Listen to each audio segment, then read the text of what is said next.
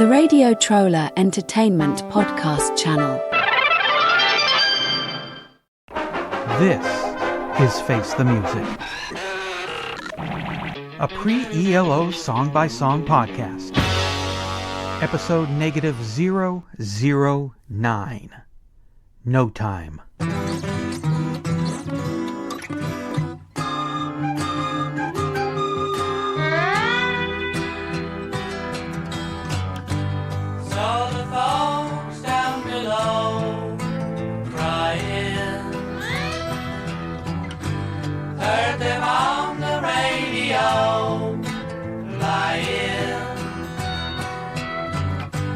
Distant bells in the air, ringing out. Do they hear? Do they know it's growing very near? Everybody's sitting here. They don't realize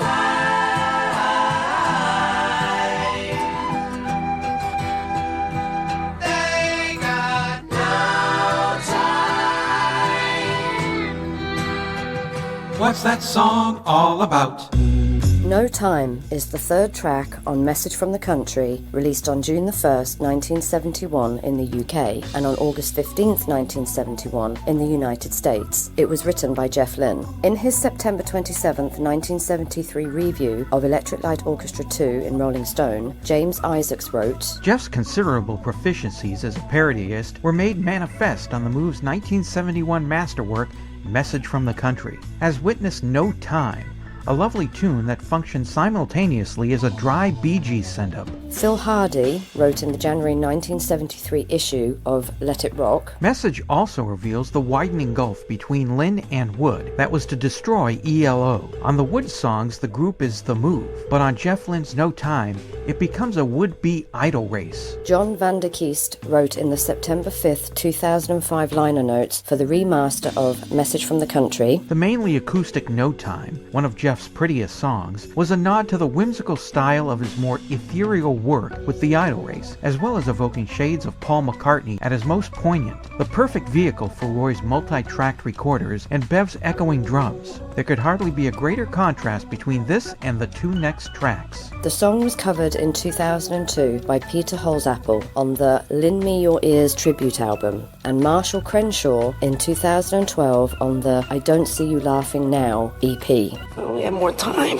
I'm Eric Paul Johnson. And I'm Eric Winsenson. And first, a correction. Warren Butson, who is one of the coolest people on the planet, because he pays to listen to the podcast through our Patreon page, patreon.com/ELOpod, told me that Roy Wood sings lead on that Elvis Move song that we did a couple weeks ago. Okay. Just to straighten that out, I guess it wasn't Bev on the lead, which I was kind of like a little iffy on if it was Bev, because Bev has a deeper voice. So that's why I thought, well, this could be Roy Wood, but most of the stuff I read said it was Bevan, and one or two things said it was Roy. Unfortunately, we have to go by a lot of times whatever is out there, which we're learning. Learning a lot more and more. Yeah. Is a guess. Yes. So, set that straight. Now, over the last couple episodes, I've been saying no words, no time, no time words, no words time. I couldn't quite get the title right, but now I know. Now we got it. It's No Time. This is a Jeff Lynne song, No Time. And the reason why we would have said earlier that there were no Jeff Lynne songs on here after Message from the Country is because somebody, again, who's supposed to be more knowledgeable than us to begin with, said there are no other Jeff Lynne songs on here because they were going by the credits on the American version, which I guess on this one listed their caterer as the writer or something like that. It looks like reading the Jeff Lynne database that whoever was listed on the American version writing this was lunch services. I don't know, unless you were joking. I know it was Jeff Lynne, though. Jeff Lynne wrote this. Well, yeah, it's obvious. It's Jeff Lynne. So No Time. The second of quite a few songs from Jeff Lynne on this album. This is boring, but I like it. And this is the thing that I wanted to hook the rage and then switch it around. It's like, no, I actually like it. In the wrong hands, this could be a really dull, hippy-dippy-derpy kind of song. But the magic of Jeff, Roy Wood there, to keep it from being too puffy and fluffy, saves it from being just droning on. The acoustic guitar work is amazeballs. I like the little bits of electric guitar that worm. I would spell it as W-E-R-M instead of like a worm that crawls on the ground. Those recorders, they could be really hippy-dippy if somebody else was doing it, but it adds a nice touch to it.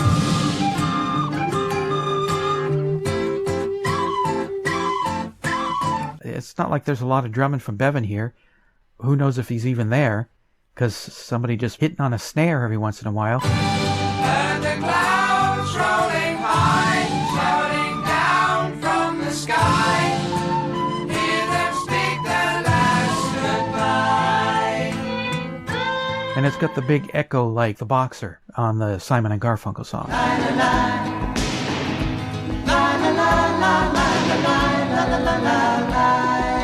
Which also could be a boring song if in the wrong hands. This is eerily prettyful, I would call this song. I think this would be the first and last time, if that was the case, that Bev ever ended up being kind of left out of the recording session by Jeff Lynne. Well, no, because, I mean, Bevan's an integral part of the whole thing there. It's like having cereal in the morning without milk. You gotta have Bevan, you gotta have Lynn and Tandy, and for the whole thing to be just perfect. So, Tandy's not here yet. No, Bevan will be there all the way to the end of ELO. Yep, never replaced by a machine. Or Jeff. Or Jeff. Yeah. Or just taking Bevan's old drumming and looping it. Yeah, from another song, and there we go. Another song. Yeah. Yeah. But anyway, I can always kind of tell it's a Jeff song. Not just because of the voice. It's a Jeff song because here comes Jeff's guitar. And as soon as you hear that, a little bit of slide there, and you're going, yeah, this one's the Jeff Lynne song. I really did like the acoustic part of this because it's really intricate and sounded like there may have been a little bit of work to kind of double track it a bit. I don't know if it's something you could play straight because I have a feeling that there was a little bit of work done to kind of put things a little bit out of phase, make it sound more complicated than it is. Words are actually pretty good. The vocals on here are great. It's short, so it isn't a song like this that goes on forever. It's a nice 3-minute song. However, one of our complaints that comes up shows up here again. Come on, Jeff. Come on, Jeff. Come on. You know I know how to play the recorder. Come on. Come on. Come on, if you let me play the recorder, I'm not going to read this whole thing about the battle of... We're not going another battle song, Roy. Okay, well, I can either play the recorder or I can play the crumb horn. What do you want on this song? Recorder! Yeah. I actually have proof. I'm not going to dig it out. But I have proof that that is my skill level on a recorder. Well, not on a specifically recorder, but on an ocarina, which sounds not too distant from a recorder. But... Mm-hmm. That's my skill level. Now, when I say that somebody's on my musical skill level with something, that's like saying, bless your heart. Yeah, it's not a compliment. Yeah. So, I mean, if there's something that makes it a little bit kind of playful, maybe. It is a little bit endearing, like, aw, that was such a good job. You did such a wonderful job, Timmy. Yay! Yay. Everybody give him a hand. Are you going to put it on the record?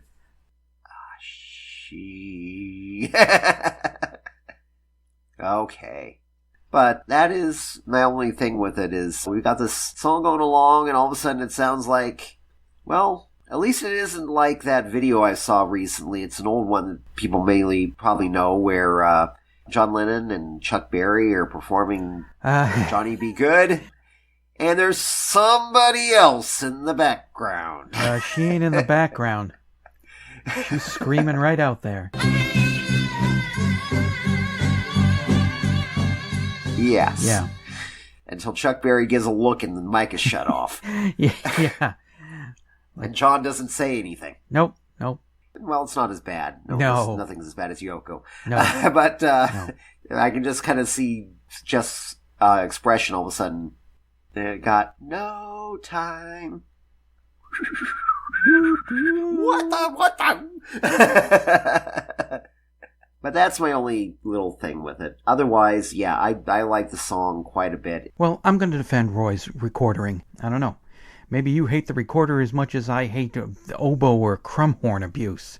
It's not that bad. It's just a simple song, and you get some simple recording in here. For what it is, it seems to make sense. It's reminiscent of Fool on the Hill by the Beatles. It is not Yoko Ono caterwallowing, and I'm pretty sure Jeff Lynne knew it was coming before they pushed the record button. I just wish that after doing one album, the longer songs, that they had gone back straight to kind of doing this type of thing. Yeah, one album of long songs I would have been fine with, but two, it's just too many. Yeah, you got your experiment done, now here's some more experimenting. Mm-hmm. And it doesn't sound mainstream, it sounds... We've gotten all our ideas together, we're just not wasting much time fiddling around. Yeah. We're just going ahead and doing a song. I kind of pick up a Mr. Radio vibe from it.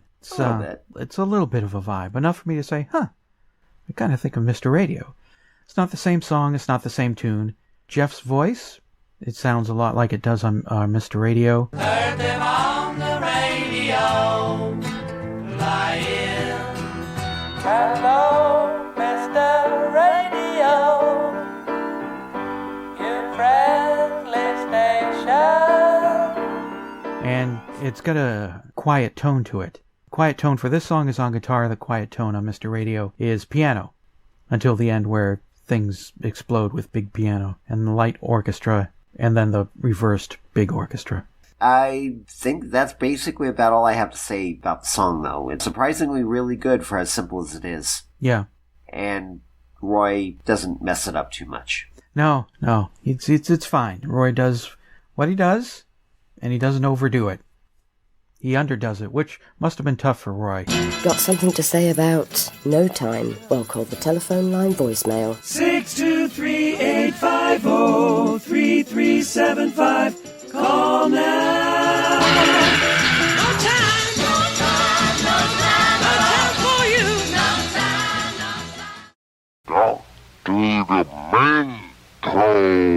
Now it's time for the copycat game, wherein Damascus plays pairs or triplets or quadruplets or more of songs that sound alike in some particular kind of way. It's my life and I do what I want. It's my mind and I think what I want. Show me I'm wrong, hurt me sometimes, but someday I'll treat you real fine. Do what you think, we find a way. Forever together we'll stay. Every night you're out there, darling. You're always out there running. And I see that lost look in your eyes. Sunny afternoons that make me feel so warm inside have turned this golden gray as ashes as I feel the embers die. I tell you what I'll do. What will you I'd like to go there now with you.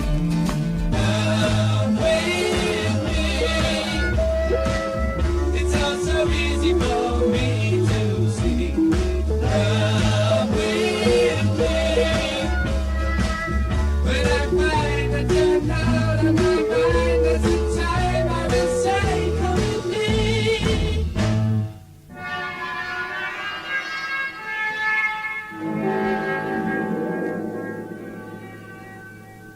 The copycat game with Damascus on the Dr. Demento Show.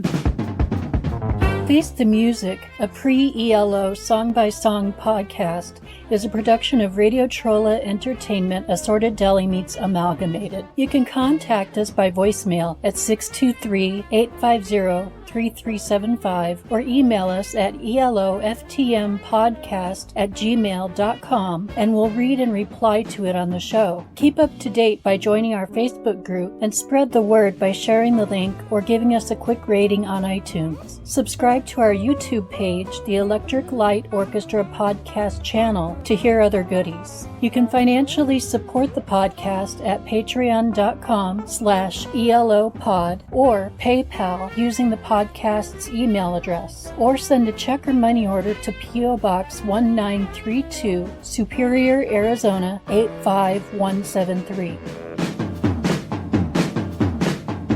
Next episode, -008, Until Your Mom Is Gone.